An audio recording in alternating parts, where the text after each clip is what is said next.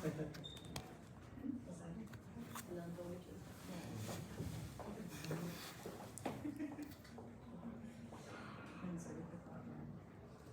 think we keep the door open.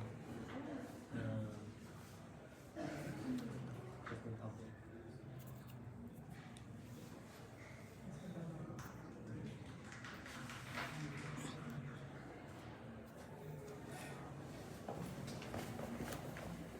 Should we close it? I will get this one.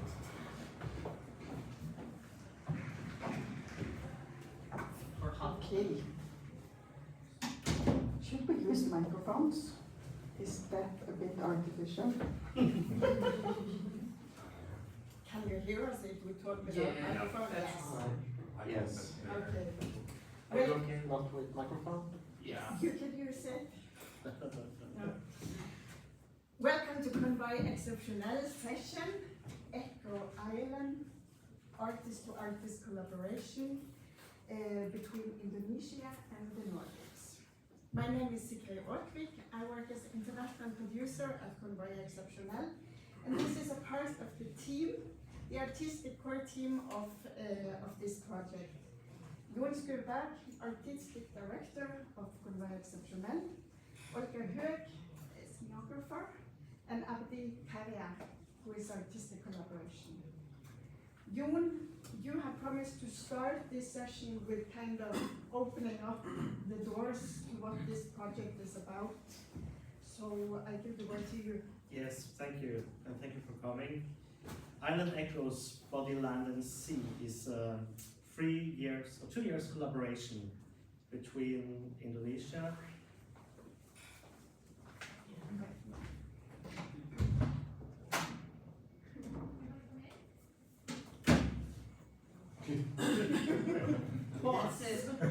We can do half open door.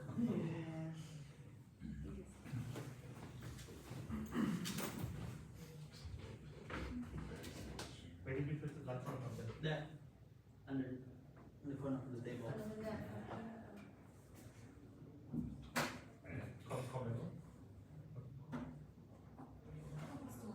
Yeah, okay. So, we got the usher. No, so we are a project between Indonesia, Denmark and the Faroe Islands. And Danish artist, I'm Norwegian, so we make it like a Nordic, we'll be 3 Nordic countries. And it's a self-organized project, artist to artist driven, so from our small company in Copenhagen. Abdi is leading the project from Indonesia, so we have no big organizations behind us. Of course, the funding comes from different places. And it will end in 3 staged productions, one in Makassar, Indonesia in April 26, and one in Tórshavn at the Faroe Islands spring 27, and summer 27 in Elsinore, north of Copenhagen. So that's like the concrete result spaces for this project. And until now we have had 2 self-organized residencies in Indonesia and Faroe Islands and Denmark. So what we will speak about now is the beginning of a journey. We have just started, just to be clear upon that. The core artistic team is us, plus another composer from Denmark, 2 Indonesian dancer, and a dancer from the Faroe Islands. So I will come back to that. Yes. Oh, my part. Okay. It's I think it started with acknowledging YPAN, because this is where we started our journey. Jon and I befriended 15 years through Waterman Centers led by Bob Wilson, and then YPAN 2020 we met, and then we decided to do something, whatever it is, and then Convoy managed to get a seed funding to start the research, and then at the end of the day we made a joke. Let's mention this as a Viking boogeyman collaborations. So they are Vikings and I'm boogeyman. So to give a little bit a historical context, boogeyman is well known in Europe, but also one of the terms what boogeyman means, scary creatures from the oceans. One of the origin of the boogeyman terms came from all the way down from Asia, especially from where I came from, pirates, boogies, a boogiesman. So 1600s, let's say 1669, when the biggest kingdom in Southeast Asia fell down, and then the Dutch managed to monopolize the trade spice route. And then on the way back with all these, let's say, spices and then looted materials, big ship, European, from Indonesia on the way to Europe. In the middle of the oceans, small boats, pirates, desperate boogiesmen who left the village because of their villages burned. Oh, that's my stuff. Let's take it back. And then under the cannon shots, under the guns, they don't care. They didn't care. And then these fearless scenes arrive in Europe as a boogiesman, scary creatures from the oceans. That's a context. So back to our journey, it's like the way we read our background as people from southern part of the world and then people from northern part of the world, separated by equator line. So through this project, we would like to reach a lot of elements, a lot of experience, not only what's something in common, but also what's something different. What our body could experience is especially the difference of climates. Not that huge climate crisis, but climate temperature, the sun, the texture, the waves, the oceans, the people, including the silence. But what interesting things for us is because we have a different way of not only ethos, but a different way of walking. We have a different speed. Indonesians have a different speeds of walking. So that's a part of the cultural exchange. So you're gonna see the videos, what a bit of our work for a couple of years. But this is not just a casual cross-cultural project, but it is, at the end of the day, we would like to identify or create our, let's say, our own mythologies or stories. What might be something we can pick from all the traditional masters we met in Indonesia and in Denmark. Yeah, I would pause and then continue later. Thank you. I'm gonna do the scenography for this project, and we've been very curious about materials and crafts especially, so it has kind of laid a groundwork, especially in these residencies that Ian has talked about.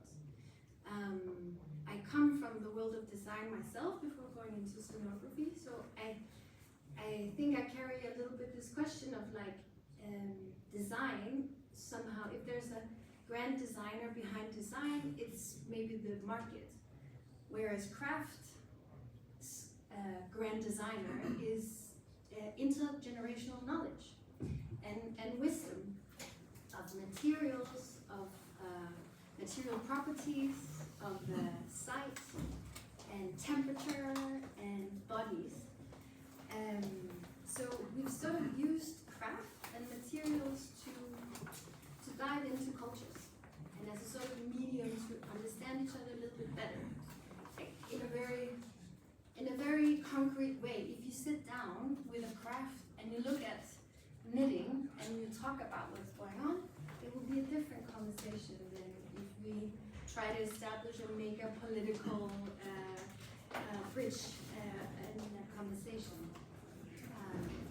So in Indonesia, we've studied batik, we've studied knitting in the Faroe Islands, and looked a lot into wool, especially, as again, a very specific conversation deriving from, for example, three Indonesian artists arriving at the Faroe Islands, being freaking cold, and like the conversation of like me as a Danish person, you as a Norwegian person, understand that we need a layer of wool as close to the body as possible. It's a sort of survival for us, whereas when we came to Indonesia, let's say we struggled a lot with the heat, a lot, and here you carry a lot of knowledge that you can give us. So just this practice alone, it's very basic and very everyday, but within those exchanges, there's a very deep knowledge, that's attaching to history and geography and social and cultural practices that are far more complex. But through these crafts and through materials, we've opened up, I feel like, a lot of doors that will hopefully manifest, and we don't know how exactly yet. Somehow in the artwork in the end. Yeah. Yes, and I think I will show you just a small video soon, but we had some starting questions when we started the project, which was what constitutes a national identity, what does a post-imperialistic body, what does that mean, and what does it mean to be an island nations, but that's what kind of connects these three countries. Faroe Island as really, really small group of islands, being self-governed but under Denmark.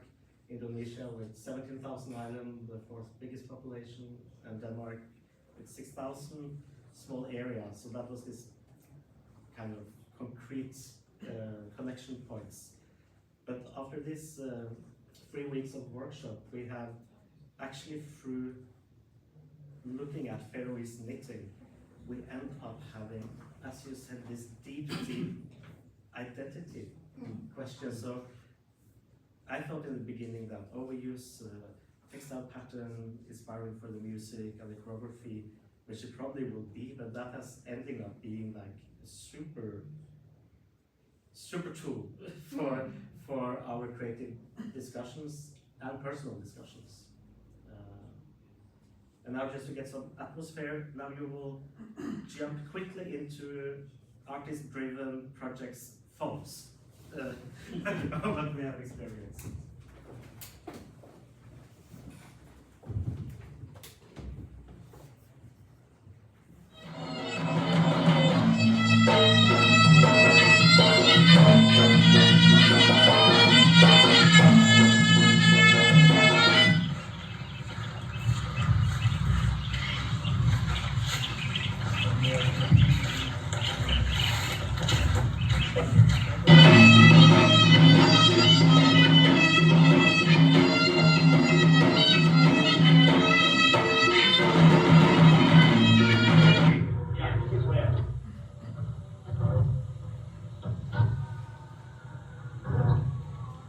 Can you imagine? I mean, All the big ships, all the Dutch ships. Also when Dutch is big. yeah.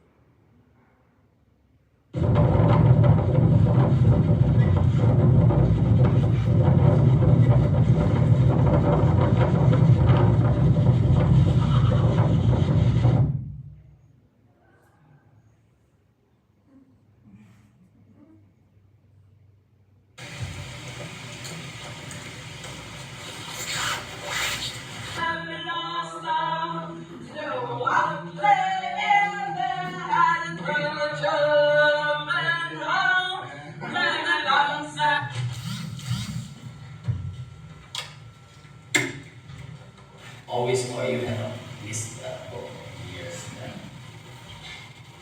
A person who's not having kids like I am. Kadang-kadang kan juga bisa ada angin, ada. And then maybe it's windy all the time.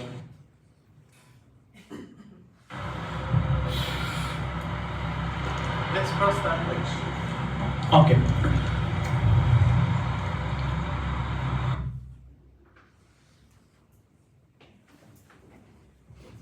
We're missing one fairways dancer who had to be in her own rehearsal.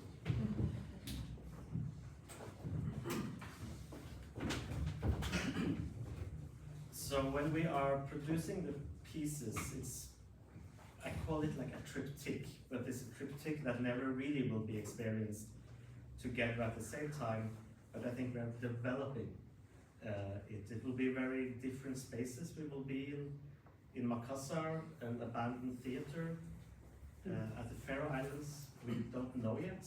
We will know in February, and in Denmark, a big old maritime industrial hall.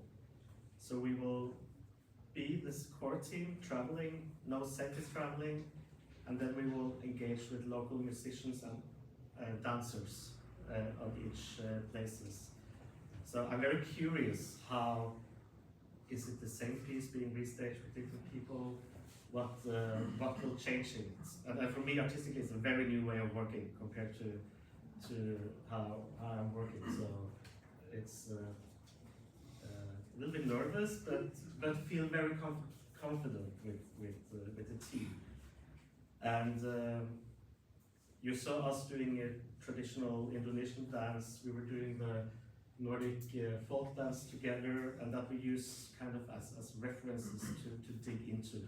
And how does a Faroe Indonesian traditional dancer experience to kind of go into a Faroese body language, and how can we use that choreographically, not necessarily to reinterpret the exact movements, but that new space that is constituted.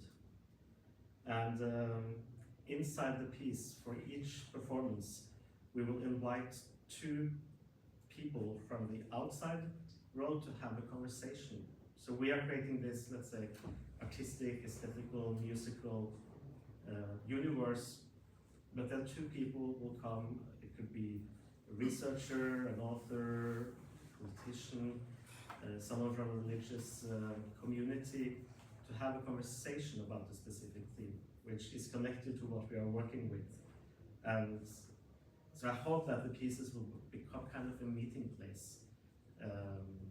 And we call it like a conversation apparatus. And I mean, we might fail, but what happened to experience this super rational, maybe political conversation inside this very atmospheric context. So who those will be, we don't know yet. And it will probably be different things we speak about in different places. Every day. And also pour them to be taken out of their context. So that will be what the, let's say, the audience will experience. And we will learn a lot from place to place. And it's very, very different way of producing. So I think we are learning a lot from each other. We come from the Nordic to concretely produce a piece from scratch in an Indonesian context, and where things from the Nordic perspective are a bit loose, maybe unpredictable, which at our place we cannot improvise anything. We have to have plans. They said, can't we do something there next week? I was like, no, we have to agree that 3 months ago, if that is possible. So it will be interesting what we learn from each other, also when it comes to production.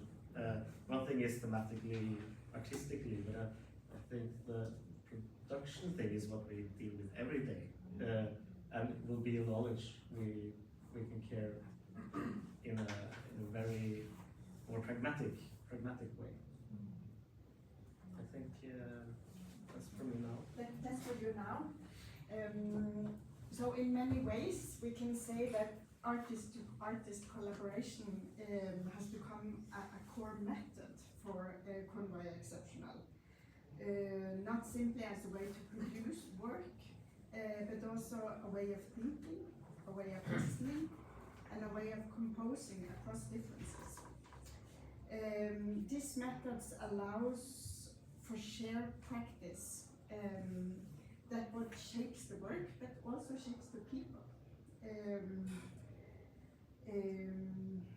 artist-to-artist collaboration is deliberately non-transactional. And we stress that a bit. It is built on shared authorship, long conversations, and willingness to be shaped by each other practice. Working across islands, you are constantly negotiating questions of locality, but also, as all of you said, national identity. What it means to be shaped by land and water from the different habitat and cultural position. At its core, this collaboration asks, what can we learn from each other as artists? What happens when difference in geography, temperature, history, and culture become active forces in creative processes? And we would like to engage you also to maybe go into a conversation with the artist and ask some questions if you have. I love stupid questions. Bring them on, the stupid one. Maybe I can, yeah. I want to hear your planning in religion and sacred place and island and sea. The sea. You are thinking for religion, sacred place and sea. I am hearing it now. Can you say something about the island lesson? Yeah. There are some stuff in our initial conversations. We almost in a national level, we almost never hear this term islandness. But in Indonesia, especially in Southeast Asia, particularly in Indonesia, we talk a lot about archipelago. And then later, especially after the previous president took down, and then the new presidents with a lot of some dilemmatic issues. The previous cultural officers talked a lot about archipelagic thinking. But that's also still kind of a dilemma because this always or mostly refers to colonial context or Western. But in this islandness, we have a loose of it's more open. It's just like everyone put our lunchbox in the same table. So we kind of having some hot potluck. So everyone can taste everyone's meals. That's also happened in our journey. And then I talked before about what Indonesia means to us when we are in someone else's country. That's also bring us to different experience, not only as an Indonesian but also as a Muslim. We as a Muslim, as an Islam, so a different religion in a different island, in a different time difference also changed our way of thinking, but our way of seeing times, and also way of seeing people, because we don't have a gender BIPOC stuff in our places. I mean, we do have a fifth gender, the spiritual priest transvestites that we acknowledge in our pre-Islamic 13th century manuscript, way before we have this all modern gender conversations issues. But that's also part of our journey. What's the gender's difference, but also what the spiritual and then religion difference for us. But also at the same time, when we experience Indonesian experience different climate in Europe, in Denmark, of course, especially our dancers, two Indonesian dancers, they learn how to walk fast. really struggle, but also it changed a lot. It changed also the way of thinking of how our body, but also one interesting thing, silence. for those who experience Indonesia, it's hard to get silence. It's hard to have silence. Because once you get silence, danger coming afterwards. That's also happened every time we experienced last night. Every time, if we would like to have earthquake or volcanic eruptions, always silence. But in Europe, except the wind, except the constant wind, in Faroe, in Copenhagen, silence. No minaret, no, just silence. So that's a different experience for us. Apart from all different elements, traditional masters, the different crafts, different people, and then also our especially Leon and I talking about try to not too technical and then not too at the same time allow us to get contaminated with these intellectual conversations, but not technically as absorb it or talking about it. Let the conversation in, because personally, that's just not my cup of tea of building artworks through these global trend issues, because it's always there. It's always, I mean, we talk about how traditional masters, traditional stuff, actually time tested stuff, and then it always talking about what the global trend issues talking about, without technically talk about it. So yeah, does that make sense? Oh, okay. Yeah. Yeah. Just when you say that, what I feel interesting with this project is that it will be a very different audience each places. A Copenhagen audience, even if the Faroe Islands is in the Nordic, it's a capital, it's a small island nation, and in Makassar it's different than often when you work, you make pieces that should tour to some kind of generic audience, like it's, and here we are making a piece for the Makassar audience, for the Copenhagen audience or Danish audience, and that means that you have to think, you cannot be generic. It doesn't mean that you adjust, but you are just aware in another way who you are communicating with. And that, just as an artist producing many pieces, that is kind of a little gift, actually. You wanted to say something? Yeah, look, there's a bunch of things, but I'll land on one to start. I'm very interested in, I guess, the ergonomics, so the way that bodies change, engaging in different tasks and in different environments. And that is a thing that obviously different sites provide, but also different craft practices, engaging with different materials, like the materials that batik is printed on are very different to the materials with which you stitch together clothing required for warmth. They require different levels of force and delicateness, and I love you talking about learning to walk quickly.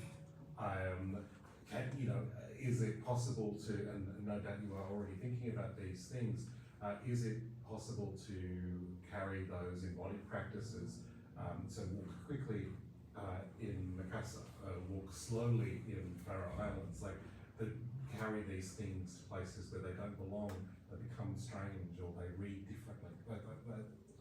That's the first thing I think. It's super interesting what you say. Like I've only stuff to add to it. Like from a crafts perspective, I'm learning so much about like silk, for example. For me, is a very new material. It's hard for me to understand in some ways. Like how to use chiron, for example. It has a trillion different ways to be worn, and in reality, the design of it is a square. Yeah. I mean, how brilliant is that? And within this culture, it's used as a bag, as a yeah, oh my gosh, it's endless, literally. And with knitting, especially in Faroe Islands, there is very strong knitting culture, and it was so inspiring to learn how knitting can also be, or coding, I think often is a practice of care. As you carry it down through generations, it's often given to you by an older generation in the Faroe Islands, especially talking a lot about knitting as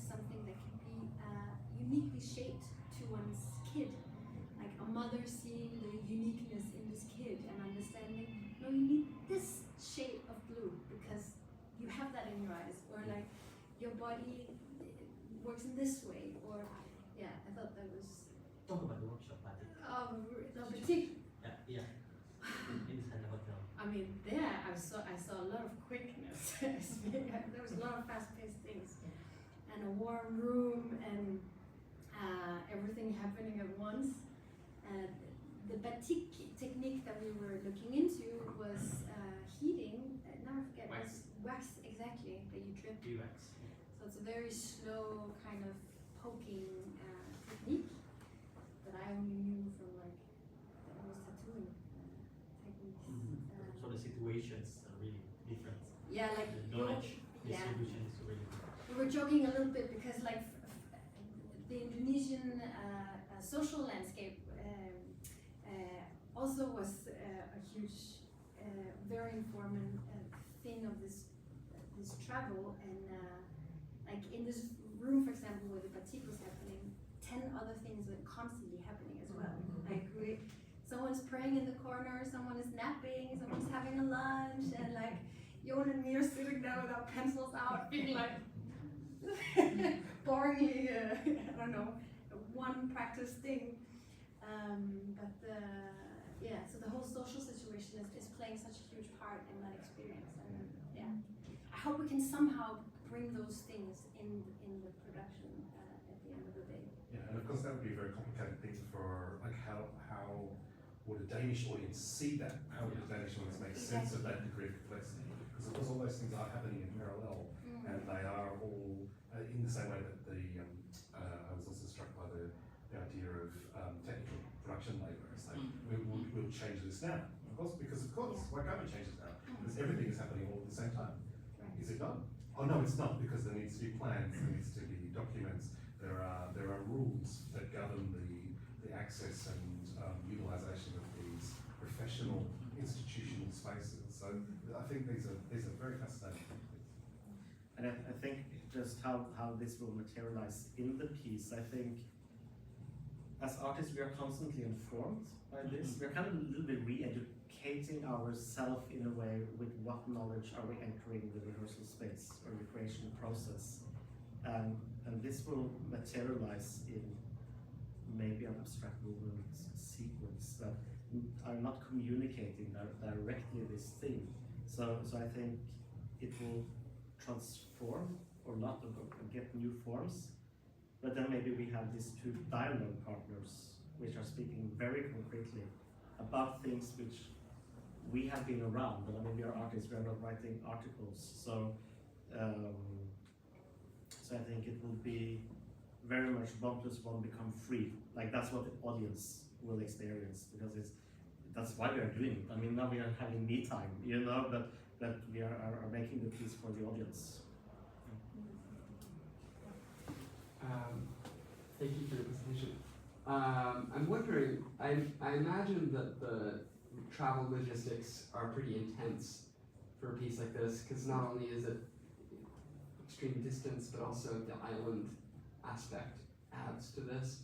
And I'm wondering if you could discuss a bit how that shapes the work, not only in terms of challenges, but also if it's an artist process-driven work, how this kind of fragmented nature that must come from this actually changes the artistic result, or how you work together.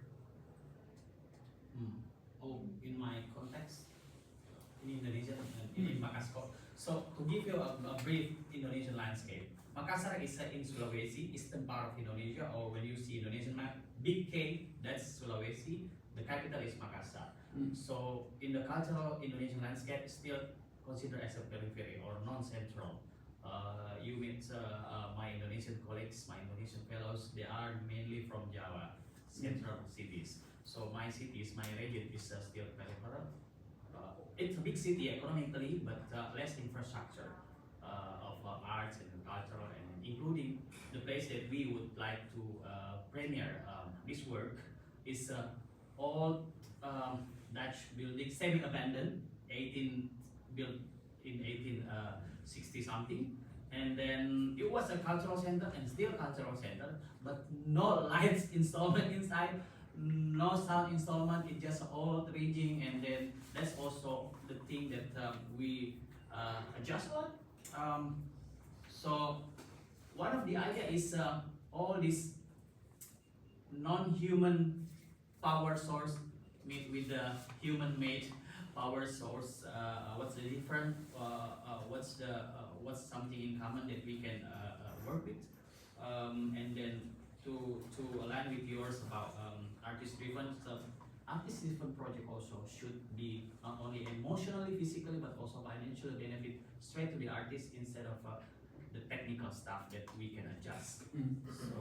So that's yeah, something like we Indonesian experience. What's the straight connection with the man-made, human-made power source is the electric plug. That's like a big relief. In Norway, in Denmark, we have the same electric plug, and then that's solve a lot of things. No adapters. Yeah. Is that make sense? But you spoke about the travel thing. It's actually not that complex. You and me, we went to Indonesia. We had the Indonesian group, and then we stay away. Then we go back, and we are there for a month. And it will be very to have as deep mobility as the economy could be. I mean, we had a lot more ambitious plan, and we are doing side programs where we are in workshop. But we would love to have like more ability to do it. But with the economy we have, we are thinking as deep mobile. And I think that artists has to be allowed to move. And it's also, they spoke a little bit about it in the symposium earlier, that in Europe we think we have a lot of train connections. Okay, Belgium, Paris has it, but Oslo, Northern Norway doesn't have it. That it's also about geographical inclusion. So I mean, travel is a good thing in this project because we have to include each other as well. Just a comment. It's as far to northern Norway from Oslo as it is to Rome. Yes. So the logistics are extreme. But there is going a train. Yes, It's that's not true. the other way. We need to close up early. So if there is like a final comment, or if you want to have like a burning thing to say, we could do 1 minute and then we will jump. I just say I have done artist-driven project before, like with Hong Kong, and now we are doing this. What is really, from an artistic point of view, and also as a self-producing company, I'm responsible towards you, not towards an organization which has a lot of agendas. And I am responsible towards you and the audience. That is the one we should deliver for. We should not do check on all good intentions from other projects. But that is a strength. Probably a lot of work we have to do it. It will be easier if we got that cash to do it, but still, audience is the one we are standing and responsible for. And meet us in the bar later for questions. Thank you so much for coming.